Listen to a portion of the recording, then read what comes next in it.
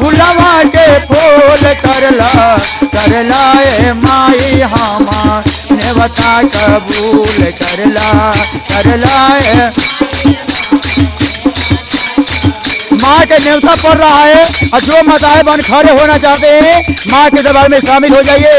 माँ के दरबार में झूमिए नाचिए गाइए बजाइए, माँ सबका अरमान पूरा करेगी जी। पाना का चले वाला फुलवा के फूल करला करला माई हमार नेवता कबूल करला करला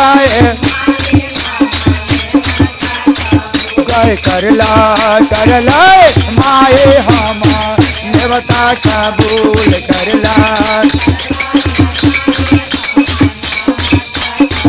पाना का चले आरा फुलवा के फूल करला करला माई हमार नेवता कबूल करला करला। गैया के गोबारा से अंगना लिपावली हो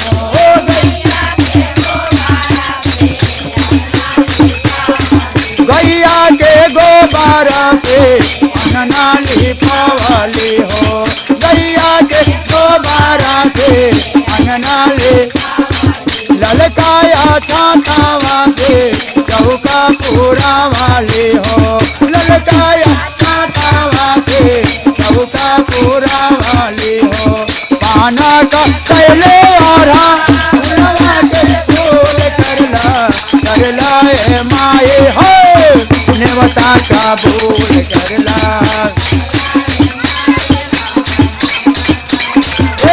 करला करला ए माई हमार नेवता कबूल करला। पाना का चले आरा फुलवा के फूल करला करला ए माई हमार नेवता कबूल करला। कलसा के ओरिए ओरिए जौआ रोपा वाली हो कलसा के कलसा के ओरिए ओरिए जौआ रोपा वाली हो कलसा के ओरिए ओरिए जौआ रो कलसा पे चाउर मोदे दिया राजा वाली हो कलसा पे पाना का चले आरा फुलवा के फूल करला करला माए हमार नेवता कबूल करला करला।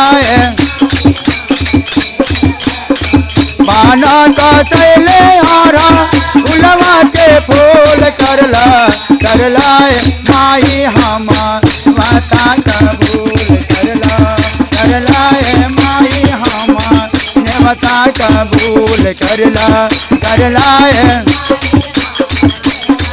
कबूल करला करला। फुलवा महालावा से सखिया भोला वाली हो फुलवा सखिया भोला वाली हो मैया के चरनिया में गवनी भजनिया हो मैया के चरनिया में गवनी भजनिया हो। पाना का चले फुलवा के फूल करला करला ए माई हमार नेवता कबूल करला करला ए माई हमार नेवता कबूल।